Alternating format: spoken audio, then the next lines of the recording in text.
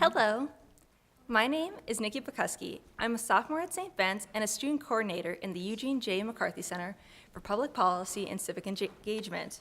Tonight, we have the honor of hearing from U.S. Senator Rudy Boschwitz give his lecture on Magnificent America. Magnificent America discusses America's role in global politics since World War II. Senator Boschwitz brings a unique perspective with being an immigrant from Germany, a businessman, with founding and being the chairman of Plywood, Minnesota, which is now Home Value Interiors, and later a politician. He served on the U.S. Senate from 1978 to 1991. Senator Boschwitz served on the Agricultural, Foreign Relations, Budget, Small Business, and Veterans Affairs committees while in the Senate.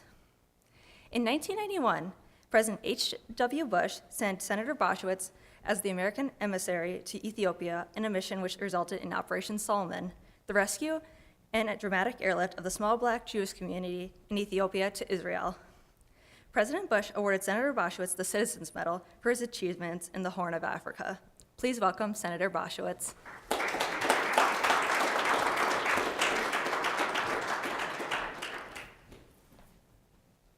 Can you take this to the...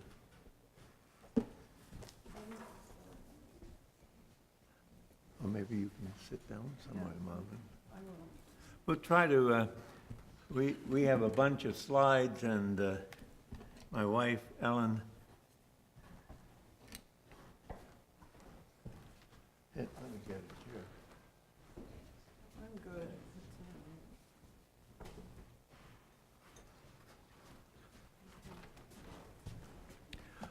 Is this the book club, or is this the, this? Say again? This is everybody. This is everybody. Well, I bought some books and bought some stuff along in case it was a book club. And I understand maybe the Republicans showed up too. Mom, is this yours?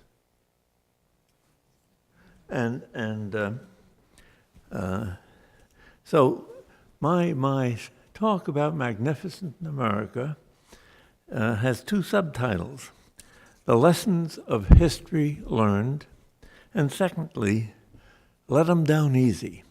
And you'll see where that all comes in as I go along.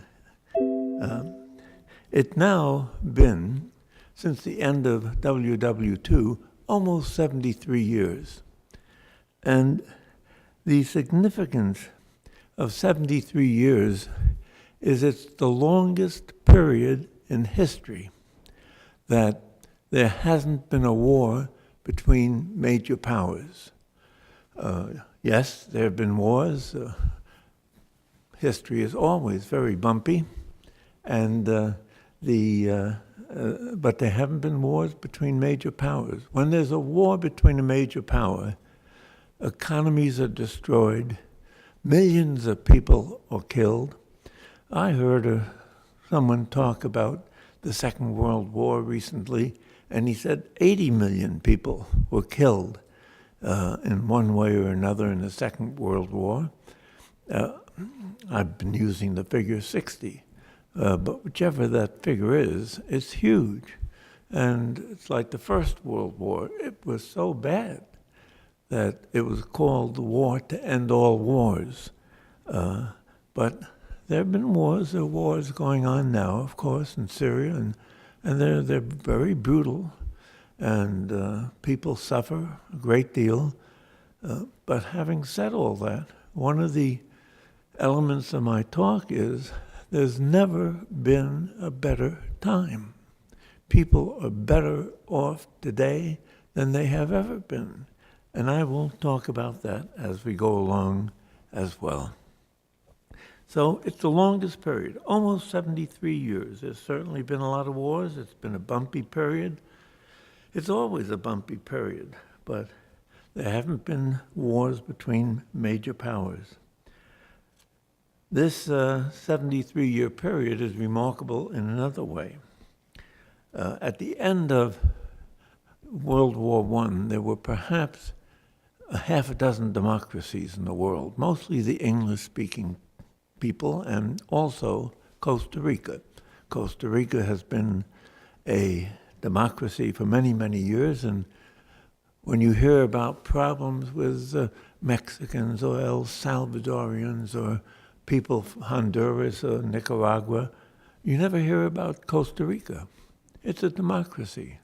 It's a democracy with some problems. As you know, Winston Churchill used to say about democracies, it's messy. Democracies are messy and they're contentious, but there hasn't been a better system of government that's ever been devised. And democracy is really a very important element of what I'm going to talk about. The end of the First World War, maybe half a dozen democracies in the world. The end of World War II, maybe a dozen democracies in the world. But now, today, there are 105 or 110 democracies. Mom, can you bring the bottom line up just a little bit? The Freedom House, go back one, Mom, and I'll talk about Freedom House. Freedom House, started by Mrs. Eleanor Roosevelt, FDR's wife, and Wendell Willkie. Wendell Willkie's a Republican. He ran against Franklin Roosevelt. You remember him, this gentleman standing in the first row, sitting in the first row, and he shakes his head. Wendell Willkie ran in 1940, and of course Franklin Roosevelt beat him, but he became a friend of the family. Those days, politics were perhaps a little friendlier, and they were friendlier in my day than they were, and perhaps we can have some questions about that at the end. And they put together Freedom House, and Freedom House rates world countries in great detail. Every year they put out a book. I'm not sure the book's coming out anymore. It's all on the internet. Freedom House, you can Google it, and you can read about any country and read about it in considerable detail. And then, if you go on to, then they measure the country as being free, next slide, and or partly free or not free. And you will see the growth of the free world. And they only began this rating system in 1975. So by that time, which is already 30 years after WWII, there are already 40 democracies. And the partly free, they're rated on a 1 to 7 basis. 7 is the worst, 1's the best. And they rate on civil liberties and on political liberties, and civil rights and political liberties. And if you get a 1, that's the best. And you may get a different 1 on civil liberties than you get on political rights. And so they average the two. And if the two numbers are 2.5 or less, that means they're free. And if they're 3 to 5, that means they're partly free. And if they're 5.5 to 7, that means not free. So that there are now 87. This would have come up. I can't get it. 87, 59, and 49. And of the partly free countries, 20 of them should be considered democracies as well. And what's the significance? Why talk so much about democracies? Well, the interesting fact is there has never been a war between two democracies. So, and it's very hard to find an instance when a democracy has started a war. And so that democracy is terribly important, overridingly important. And they have expanded to the degree that more than half of the people in the world live in democracies. India has moved from the partly free column to the free column, And of course, India has 1,200,000,000 people. And so now we can say more than half of the world's people live in free countries. In the not free countries, there's, of course, China. And so that the numbers there are greater. Now this is just a wonderful map. The purple that you see, not free. And as you'll see, almost all of them are in Asia or in Africa.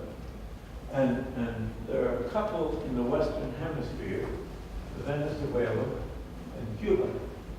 But the green, or the pale green, are the democracies, and the yellows are the partly free. So all of the present difficulties and wars that are going on in the world are all in the not free areas. So that it makes a tremendous difference if you have a democracy or even a partly free country. Some of the partly free countries, like the Philippines, it's not so well pictured on the map, but there's Luzon and here's Mindanao, there's a bunch of islands in between, and they are having some problems. But all of the really destructive wars are in the not free countries. So we're going to talk a little bit about China, and we're going to talk a little bit about Russia. And of course, Russia is not free, so is China. But they both now have moved to having a single ruler again, a dictatorial type of ruler. And I will discuss that and the disadvantages of that and the threats of that. But it doesn't serve their people well, and it doesn't serve the world well. So freedom is enormously important. There's never been a war between two democracies. Hard to find an instance where democracy started a war. And the present wars and all the civil unrest the present wars are really all in the purple. There's civil unrest in some of the yellow countries, but freedom is a great thing. Furthermore, Milton Friedman. I hope you study about Milton Friedman up here in St. John's, the economist. And one of the great privileges of being a senator is that when you call somebody, they answer the phone. When you're out of office, they don't answer quite so readily. But if you persist, they answer. And so I became a friend of Milton Friedman. And Milton Friedman pointed out that where people have civil liberties and political liberties, they also have freedom of free enterprise. They also have economic liberties. And free enterprise, just as democracy, is the best system that has ever been developed in the world in economics. And so, with the rise of democracy, when I first began, I said, it's a good time for the world. Lots of trouble, but no question about it. Some bad actors out there. But nevertheless, democracy has expanded, freedom has expanded, economic freedoms have expanded, and the number of people who no longer live in poverty has diminished enormously. Not long ago, there was an article in the Wall Street Journal that pointed out that extreme poverty is where people have an income of $1.80 a day or less. That extreme poverty in the world was less than 10%, 9.6%. And they look forward to a time when poverty would be eradicated. I'm not quite optimistic enough to think that poverty is going to be eradicated, but there's no question that poverty has been eradicated in large parts of the world, particularly in the Far East and in China, which is a purple country, a not free country, but they allowed their economics to open up a little bit. And now, with this new single leader, they are beginning to squeeze their economy down a little bit. and you should expect to see slower economic growth in China as a result. So for the first time, free economics has spread along with free politics and free civil rights. And for the first time in history, fewer than half of the people in the world live in poverty. History is a very sorry study. It is the study of wars, of famine, and of illness, of sickness.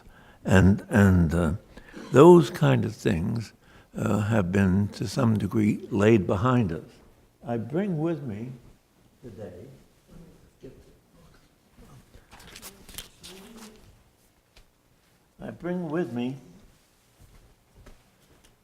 a book, the yellow one, entitled Progress by a Swede, Johan Norberg. And I brought along a couple of extra copies. I give them to the convener of this, and if you like, you can borrow it. But if it shows that what has happened, food, it used to be that starvation was very often the case. Food has now become much more plentiful worldwide.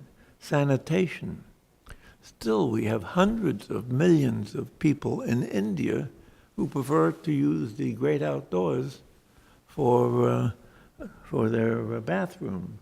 But sanitation has vastly improved. Life expectancy has gone way up. Poverty has gone down. Violence. It's very interesting. Violence, despite what we read. And of course, the press is much infatuated with violence, and so you read much more about it than you should. But literacy, freedom, equality, the next generation, it's quite a nice book. Came out last year, and it is a tornado of evidence, it says, a blast of good sense about good times. So for the first time in history, people have more than half the people, and indeed perhaps even less than a third of the people now, probably closer to 20%, almost all of them found in Africa and Asia, and then places like Venezuela and other places that are mismanaged. So that the people of the world are in better shape than they have been. It hasn't been because of more government, I want to tell you, that with freedom and civil liberties, government has become less intrusive than it is in a dictatorship. And free economics also opened things up. And that brings, so it hasn't been with more government, but with less government that has created the wealth of the world and the first time in history also that since the Second World War, there has been sustained economic growth. If you look at the economy and look at growth lines, it doesn't go straight up, it bumps along, but the direction is up. It goes up, goes down, and hopefully now going up. But there are many things to say about the 73 years almost. In August, it'll be 73 years since the end of WWII. During that period, democracy has expanded, poverty has gone down, and people's lives have gotten better and longer, so that things in the world have become better. And it is because of magnificent America, and that's now what I'll get into. What has the role of America been about this? Harry Truman used to say, he was I remember Harry Truman. Harry Truman, I didn't vote for him because at that time you had to be 21. But so Eisenhower was the first guy I voted for, and I voted Republican for Eisenhower. I didn't vote Republican. I voted for John Kennedy. I was very moved by John Kennedy, and then mostly I got back on the right track. And but Harry Truman, who I much admired, a Democrat, much admired as president, and he has just a charming book that he written about his life. Perhaps one of you remembers the name of it, but it was he spoke. It was a spoken book, and he was just a colorful guy. He was a fellow who rode around his state in a car, and his campaign was saved because one wealthy guy gave him $6,000, and that was enough to make the campaign successful in the state of Missouri. Things are different today. But Harry Truman said, read your history and go all the way back to the Civil War, because people always think, and the press would have you think, today is the worst of times. In this country, in our country, the worst of times was the Civil War. In the Civil War, and he was really one of the great presidents. In the Civil War, 626,023 young, almost exclusively young men lost their lives. More lives were lost in the Civil War than all the other wars that the United States has been in up through Vietnam. And it was a terrible time. And as the end approached, Lincoln said that we should let them down easy. In other words, if you recall his second great inaugural address, he said, with malice towards none and charity for all.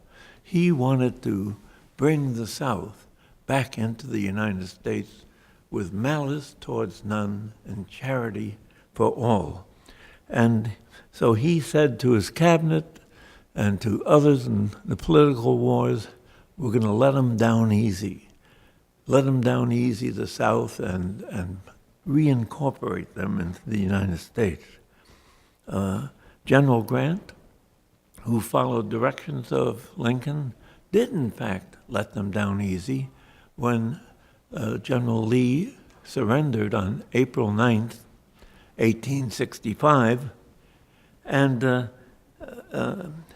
because Grant allowed the Southerners to take their sidearms with them and indeed some rifles, and the horses and the mules. The Southern Army had come close to starvation, and some of the horses and mules were sacrificed to fill appetites, unfortunately. But take them back so that you can farm, take your sidearms and rifles so that you can provide food for your family, and he let them down easy. But 6 days, that was the 9th of April, 1865. 6 days later, on the 15th of April, Lincoln was assassinated. And the Northerners were not about to let the South down easy. And so we had a whole century of strife till we began passing the civil rights laws of the 1960s. A whole century went by, and that was an unfortunate part. But letting them down easy is what Churchill wrote about, that at the end of a war, one must be magnanimous towards the enemy. The end of World War I, they forgot that lesson of letting it down easy. And the World War I was, again, the war to end all wars. It was so terrible. There were about 20 million deaths. So that they got together at the French palace of Versailles to write a treaty with the Germans. And it was a very harsh treaty. It was a mean-spirited treaty. It included huge reparation payments, And mind you, the German people didn't think they had lost the war. The war was fought on French ground, never was fought on German ground.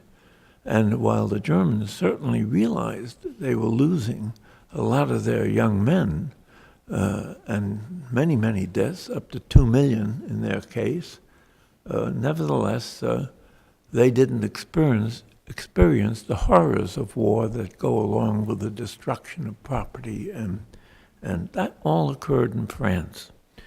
And so that the French Prime Minister, Clemenceau, he came down hard on the Germans. Lloyd George, the English Prime Minister, he also came down hard, but he realized when it was all over, he said, we're going to have to do this all over again in 25 years because the treaty was so bad. And it was 24 years. He came awfully close because the Second World War came upon us and proved that the First World War was not the war to end all wars. And instead of 20 million losses of life, there were 60 million losses of life. I was born in Germany. Did you mention that? Senator Bob Dole, who's a great friend of mine, used to look for opportunities to introduce me. I was the only senator who couldn't run for president. And he liked to introduce me by saying, Rudy is the only senator I can trust.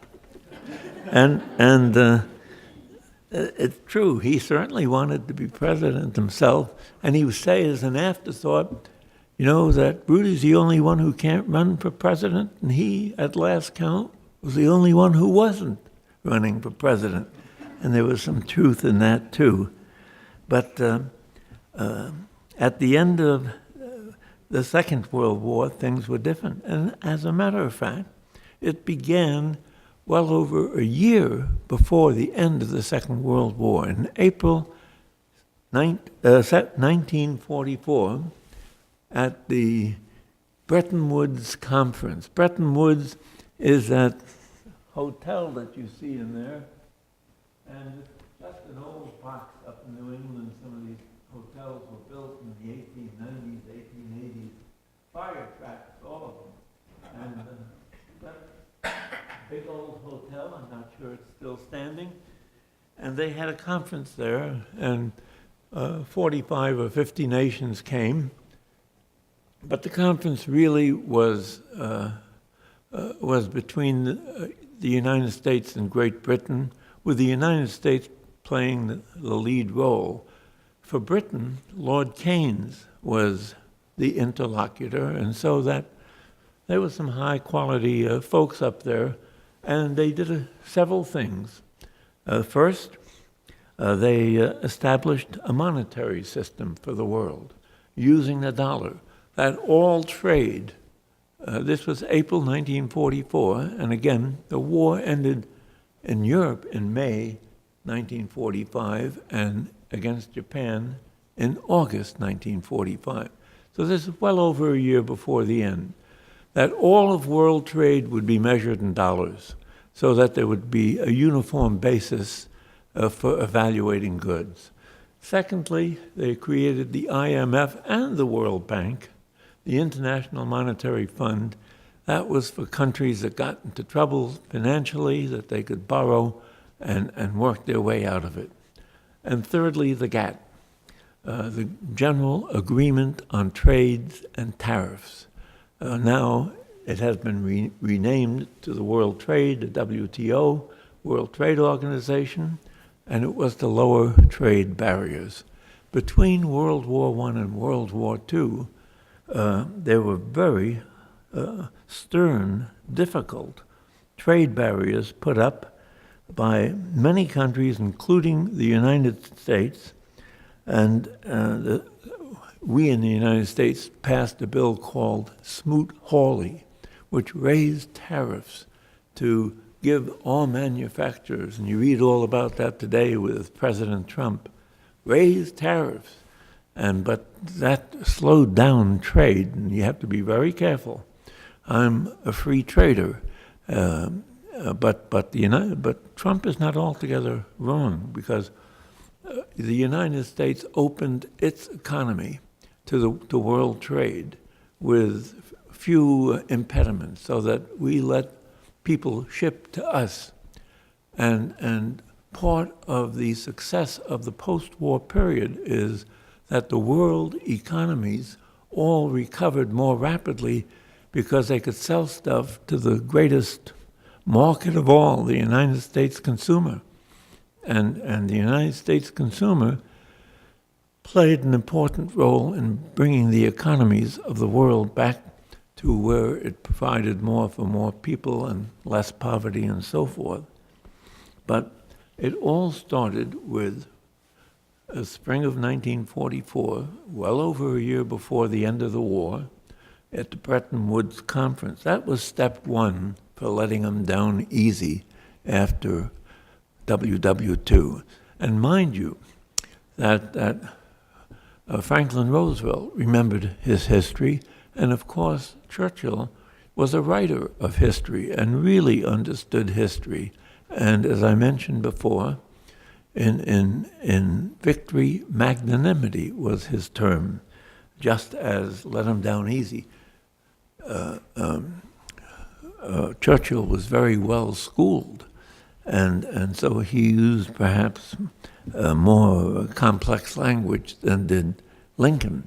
Lincoln had 2 years of school, and not all at once either. A few months here, a few months there.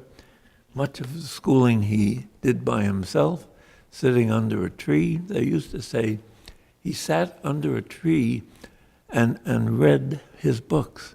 And as the sun took different positions, he would move around the tree so that he kept in the shade while reading.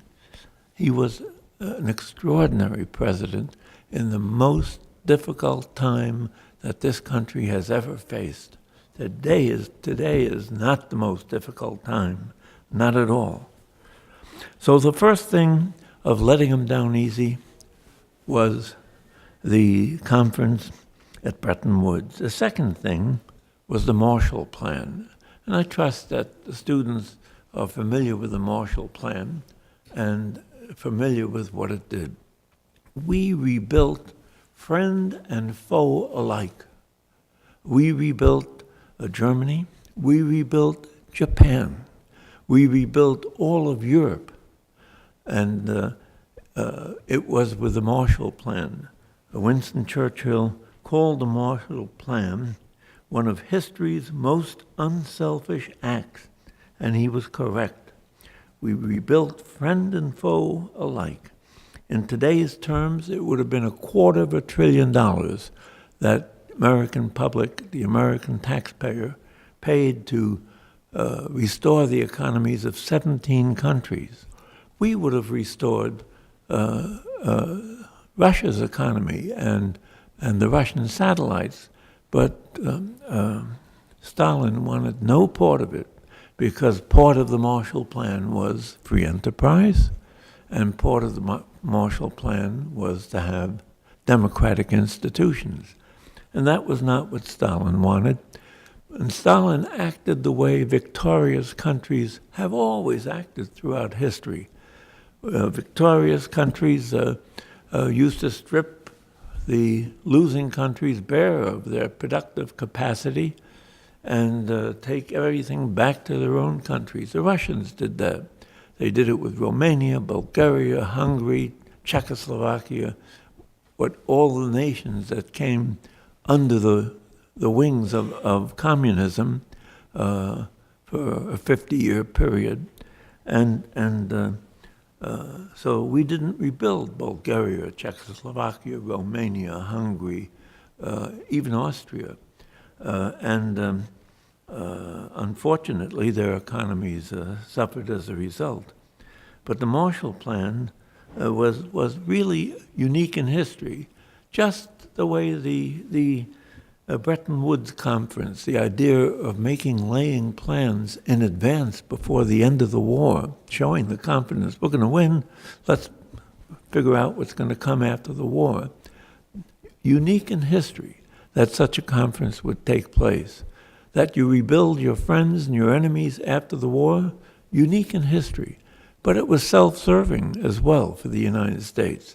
Marshall, General Marshall, who was at that time Secretary of State, went to Europe, and he was afraid that all the free France and Italy and Germany and all the countries that we now consider Western democracies would fall under the heel of the communists. And he said to Harry Truman, we got to do something. And Harry, being the kind of guy he is, said, yes, he's do it, and got the Congress to do it, and then named it after Marshall, who Harry very, very much admired. So that unique in history, that we would rebuild foe and friend alike after the victor would rebuild friend and foe alike. And then came the least mentioned, the least appreciated, the most expensive, and the most significant of all of magnificent America's contributions in the post-World War II era, that of providing the free world with a defense umbrella that continues to this day. It allowed the world to develop their economies without having a big overhead of defense expenditures. And so when I came to the Senate in 1978, we had 525,000 troops, American troops, spread throughout the world. 350,000 of them in Europe, and 175,000 in the Far East, and Japan, and Philippines, and Okinawa. And we held a defense umbrella that not only allowed economies to develop, but it allowed old enemies to become friends. And when you talk about old enemies becoming friends, you talk mostly about the French and the Germans. Both Ellen and I are from over there in Europe. We were born in Europe. And the day Hitler came to power in January 1933, I was 2 years old. I was waiting for my next change and my next meal. And I have no recollection at all of Germany, but my dad came home on the day Hitler came to power and said that we're going to leave Germany forever. We're Jewish, and he had read Mein Kampf, and he was very, very insightful and very forward-looking that he did that. And we left in July 33.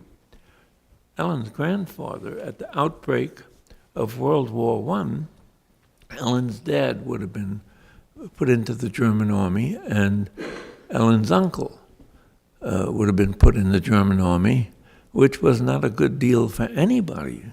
And for Jewish people, it was really a bad deal. So he picked up his family in 1914 and moved to Switzerland, where Ellen was born. And she came to the United States, first going to Brazil, living there for a short time, and then coming to the United States. And we went all around. It took us 2.5 years to get to the United States. We arrived in 1935. On our 80th anniversary of coming to the United States, I had a big party, the 80th anniversary of arriving in the United States. And so that defense umbrella was a remarkable thing. It gave money, in effect, to countries to build their economies. It gave them security, and it gave old enemies, the French and the Germans. And when they became friends, there were some remarkable leaders in Germany and in France at that time. De Gaulle and Adenauer were their names, and they became friends. And so that meant other countries did it as well. So let me just review the period from the World War II until present. Michael Mandelbaum wrote a book called The Case for Goliath. The Case for Goliath, the United States is Goliath, and he said, without the American role in providing a secure political framework for trade and investment, that was the Bretton Woods, a currency for global transactions, a large market for foreign products, and loans for countries in acute financial distress, the economic prospects of other countries would suffer, and their government knew this, even if they didn't often say so. The American role as the world's government commanded wider international acceptance than is suggested by the chorus of criticism and visible anti-Americanism that marked some of the periods of the post-World War period. Some of our friends became our critics. It's like having a rich uncle, and you sometimes are a little critical. And so what happened in those 72 years for the achievement? In the first time of history, there was a sustained period of economic growth, one of the hallmarks of the modern age. The conclusion is the world's a better place, largely because of the influence, strength, and actions of the USA. Letting them down easy, the Marshall Plan, which rebuilt Europe, the costly U.S. defense umbrella for the free world, leading to 72, almost 73 years of no major wars, that in turn led to the growth of democracy and free enterprise, the first ever sustained period of economic growth, an extraordinary reduction of poverty. It wouldn't have happened without magnificent America. There was a fellow in Singapore, the Prime Minister, Lee Kuan Yew. Singapore is such an interesting place. I looked up the size of Stearns County. Stearns County is 1,390 square miles, roughly 1,400 square miles. Singapore is 240 square miles. Singapore, Stearns County, I'm not sure how many people it has, 250,000 people. Singapore, 240 square miles, has 5 million people. And Singapore yet is one of the richest nations of the world, Gesundheit. And one of the richest nations in the world, and their leader, Lee Kuan Yew, he was a pretty tough guy. I mean, he created a misdemeanor. You had to watch out. You had to behave yourself in Singapore, otherwise you would find yourself in trouble. But Lee Kuan Yew, the prime minister, said, America is great not only because of its power and its wealth. After World War II, its magnanimity and generosity helped it to rebuild a more prosperous world. Only the elevated power of her idealism can ever explain this. The United States is the most benign of the great powers. Most benign. What's he mean by most benign? We didn't want anybody else's territory. We weren't looking for anything special. We just wanted to have peace, have economic success, and bring democracy to the world. And the United States of America, in the 70, almost 3 years of the post-war period, has been remarkably successful in doing that. Where at the end of World War I, there were half a dozen democracies. In the end of World War II, a dozen democracies. Today, there are well over 100. And of course, there are very many more nations, too. Colonialism came to an end. But there's much more to do. And we don't mean to say that everything is perfect by any means. And when I talk to my Republican friends, I'm a little critical.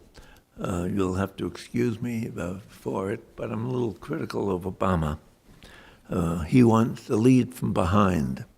I was in Washington during the time of Jimmy Carter, and then Ronald Reagan, and then George Bush, George Herbert Walker Bush, the father, from 78 to 91. And leading from behind is something that just wouldn't have occurred to a guy like Ronald Reagan. I don't know what it means exactly. I suppose it means that other people are supposed to do the heavy lifting. We don't have very many allies, I might say, other than perhaps Great Britain and Israel, who are willing to do heavy lifting. And but nevertheless, it didn't happen by leading from behind. The world during my time, I was, with some pride, I tell you, I was a member of the Republican leadership in the Senate.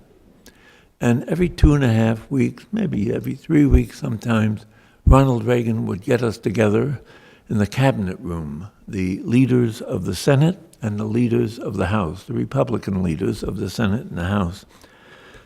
And we would talk about issues. And he was very focused. He was focused on foreign affairs. He was focused on the Russians. He was focused on military matters. He was focused on trade. He was focused on the budget. And he was focused on the military. If you talked about other subjects and were sitting around the table, he did not participate. He ate some of his jelly beans, which were always present, and he listened politely but didn't participate. We were very lucky during my time that there were 3 great leaders. One was Reagan, another was a woman, Mrs. Thatcher, Margaret Thatcher of Great Britain, and the third was a pope, John Paul II, who really was a remarkable leader. And the 3 of them really did what Mrs. Thatcher said was they ended the Cold War, or they won the Cold War without firing a shot. And that indeed did happen, and that did not happen from leading by behind. We had a very robust foreign policy. This president seems to be in favor of robust foreign policies. It's hard to gauge entirely. We're going to have to wait and see a little bit. But we had good leadership. The world was blessed to have all at one time Reagan, Thatcher, Pope John Paul II. Pope John Paul, who you may have studied, went to Poland, and the Russians gave him finally the opportunity to go to Poland, and he held masses, outdoor masses. He couldn't hold them indoors because 1 million people came, and in a matter of 10 days spoke to 1 out of 3 people in Poland, which had 35 to 40 million people, spoke to 12 or 13 or 14 million people, changed the way the world was made up. Was absolutely a remarkable leader. So a robust, absolutely unprecedented foreign policy by the U.S. has lifted billions of people out of poverty, brought peace to most of the world, but threats remain. And the threats are the jihadists, and the threats are some of the others who are you can't figure them out. They're the crazies. And it's important that they not get their hands on nuclear weapons. That's why the Iran deal is so important. That's why what we do with North Korea is so important. Those kind of countries, if they get nuclear weapons, there's no question they will sell them to terrorists, and that indeed will be a very bad time for the world. So that there are some hopeful signs in the Middle East. One of them was when the Egyptians elected a fellow by the name of Morsi, who was a Muslim Brotherhood, a far-out leftist theocracy type of guy.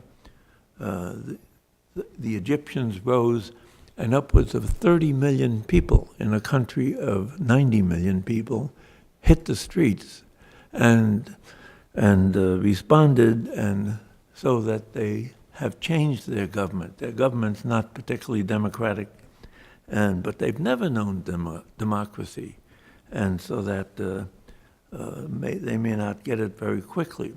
Though democracy in the Middle East is a large part of the answer. Dennis Ross, who was a negotiator in the Middle East for Bush #1 and for Clinton, told me that there was a poll of Palestinians. What kind of government would you like? Their first choice, 78%, said, like Israel's. Isn't that amazing? And of course, there are 1,800,000 Palestinians living in Israel, and they aren't anxious to move to the West Bank, where there is poverty and lack of government. And so that their second choice was like Egypt, and their third choice was like the United States. So democracy doesn't come quickly. It came quickly to Japan, which never had it before, but Japan was a country of unified. All the people were of the same religion, and they all worshipped the emperor. And so when the emperor said, we're going to have democracy, it happened.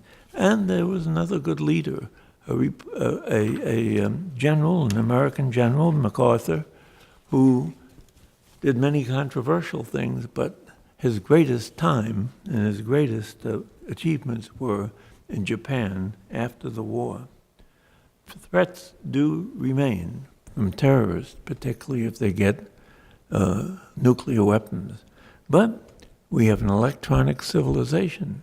And I find when I talk about EMP, electromagnetic pulse, that younger people understand that better than those of us with gray hair. But nuclear weapons that are exploded high in the atmosphere can cause a voltage rush that would undo most of the electronics in a country like the United States that depends upon electronics for all of its life. So there are threats, and we have to continue to be deeply involved with the world and seeing to it that terrorists and bad actors do not get nuclear weapons and do not get the ability to use weapons of mass destruction because that would be more than just unsettling in the world. It would really threaten democracy. So the story is, in a 73-year period, America has been magnificent. Magnificent in ways that are unique in history, rebuilding the people we defeat, having a defense umbrella for a 50-year period, and indeed it's still out there, seeing to it that democracy spreads, seeing to it that free enterprise spreads. And so there is less poverty, there is a better world. Poverty and disease, which were a way of life, no longer are. And the world is a better place, and it's a better place. And you and I and all Americans should be proud, because it's a better place because of magnificent America. Thank you.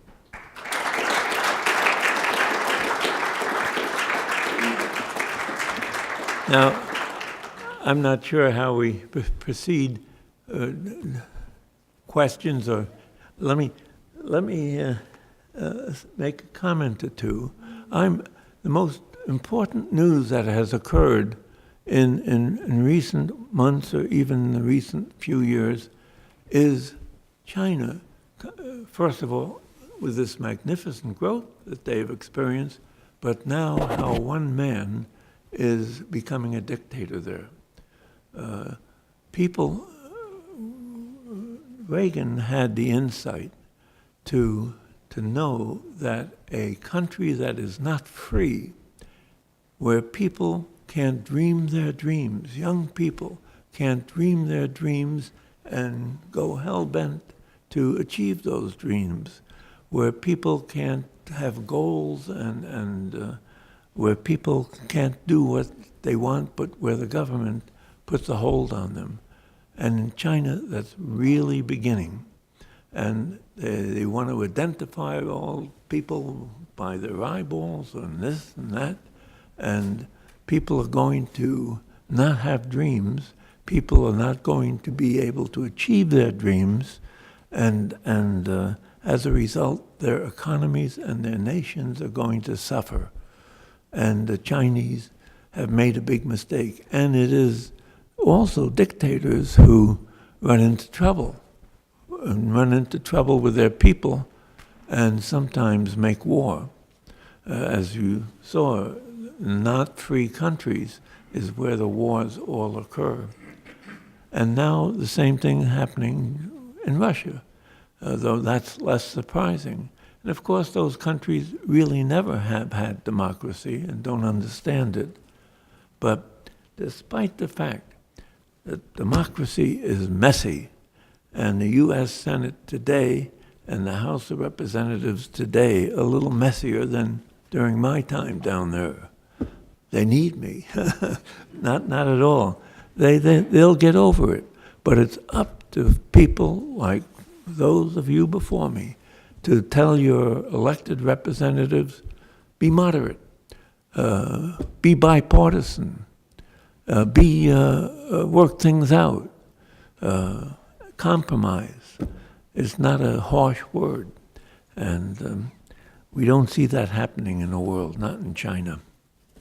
I'd be happy to answer any questions that you might have. Well, I thank you. You have a question, or? What do you think about the state of the Republican Party right now? What do you think about the state of the Republican Party right now?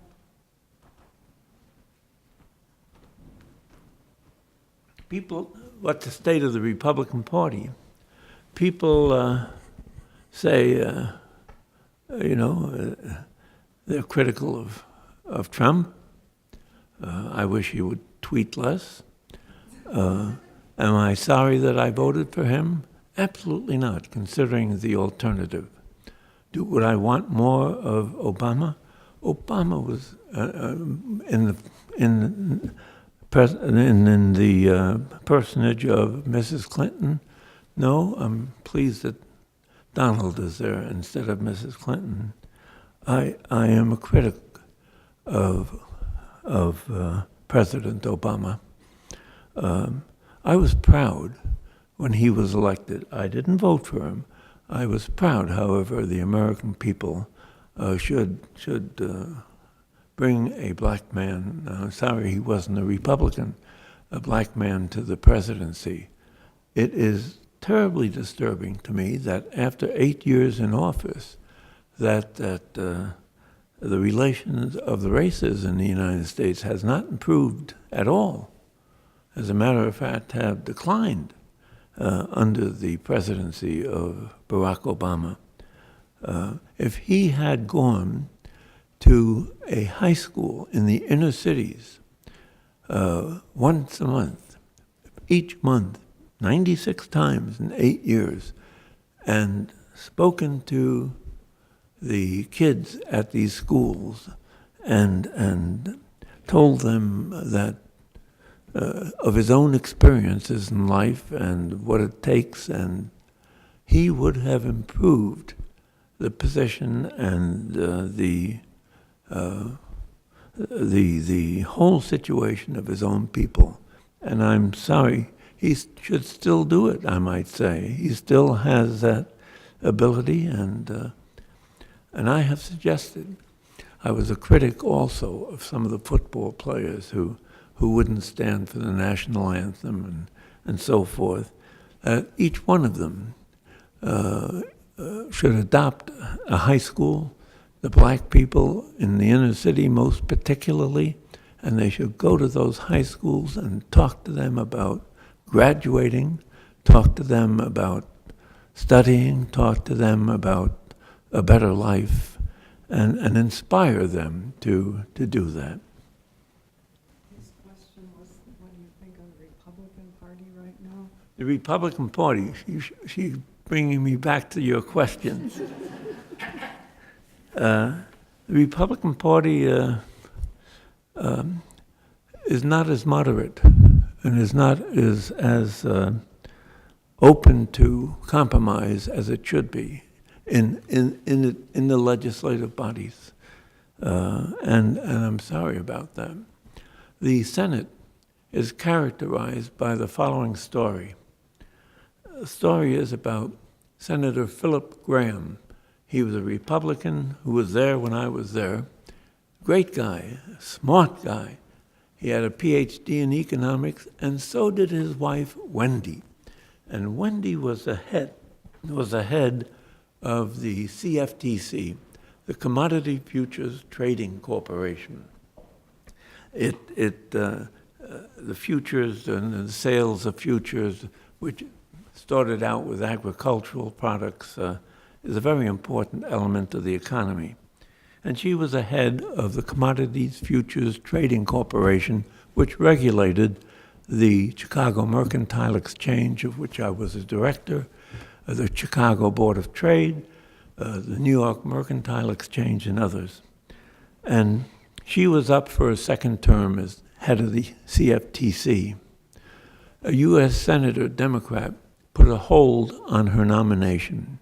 Holds are normally done anonymously. And normally, if a hold is put on your nomination, it's not going to go forward.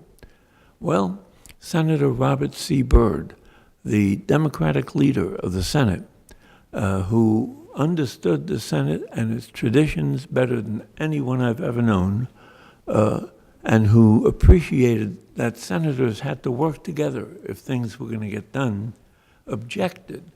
And when he had a luncheon of all Democratic senators where he was in charge, he said, one of you has put a hold on the wife of another senator. Didn't say a Republican senator, just another senator. And he wanted comedy among senators. He wanted them to work together and not to love one another, but to work together and compromise and get things done. He said, I'm not going to honor that hold, but every senator has the right to put on a hold. But this time, if you want that hold to be put on and respected, you're going to have to go to the floor and say it out loud. Tell the whole world that you're doing it. And after you do it, I'm going to rise and I'm going to denounce you for doing it. That's a Democratic leader talking about the wife of a Republican senator. So then you come to 2017, in January 31st. Mitch McConnell's wife was being confirmed to be Secretary of Transportation. Under George H.W. Bush, he had been Deputy Secretary of Transportation, so she knew she was Secretary of Labor during W's time. And she was confirmed 93-6 to 1. The one was McConnell, who voted present so that he wouldn't be lose his 100% voting. But among the 6 who voted against her was Chuck Schumer, the Democratic leader of the U.S. Senate. Chuck Schumer has to work with McConnell every day, not once or twice or 4 times, but probably 6, 8, or 10 times. And it was a throwaway vote. If it was 49-49 and they said to him, Chuck, the whole Democratic caucus has voted this way, and we want you to be with us. That's one thing. 93-6? No, it was a terrible expression of what's wrong with the Senate. And I hope they get over it. And all of you, it's part of your job. Remember, you meet your congressman. Your congressman here is Emmer, and I presume he comes here now and again, and your senators, and tell them, compromise, be moderate, be flexible, don't follow the crowd. Well, now time for supper. And I thank you very much for listening, and I brought along some books. May I talk for just a couple of minutes more? I bought that book that I talked about, Progress, and I have a couple of extra, and I'll give them to the convener, and then this is a book, The High Cost of Good Intentions, brand new book. It's written by a fellow by the name of Kogan, and I confess I haven't read it all yet. And it is the story of entitlement programs in the United States, and how they have grown over time, and how 8 years after the Civil War ended, there were 7,000 or 8,000 people getting Civil War pensions. 30 years later, there were 300,000 people getting Civil War pensions. And these programs have just grown. A year from now, I hope to be able to come back here and talk to you and tell you how we solve Social Security. It's an easy program to solve. I'm involved in that, and hopefully if we can solve Social Security, which is the granddaddy of all programs, then not only will the young people here get their Social Security, but we'll be able to attack all of the entitlement programs. We can do it with Social Security. We'll be able to, one of the great problems of the United States is the debt, and we have to do something about it. Then I brought along this book because I like it so much. The President, the Pope, and the Prime Minister, the three who I talked about.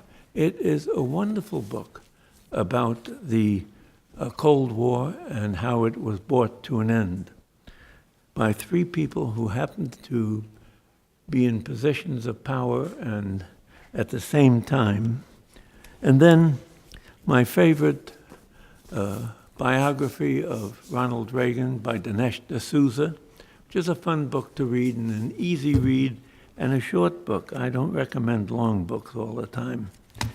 And so if this was a reading club or whatever, I'm very pleased to say that these are books that I've enjoyed.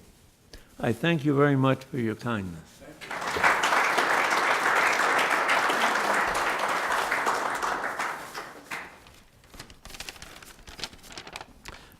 I'm Jacob Check, a first-year volunteer with the Eugene McCarthy Center, and at this time the McCarthy Center would like to thank you for coming this evening.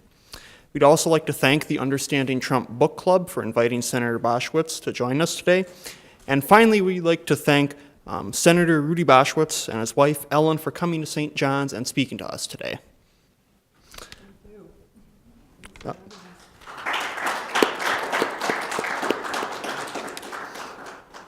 Going to say. Finally, we'd like to announce that you're all invited next week to Politics and a Pint on Wednesday at 5:15 p.m. in Brother Willie's Pub. Our featured guest is LaToya Green, who will be speaking about activism and finding your purpose. Thanks once again for joining us tonight, and have a great evening.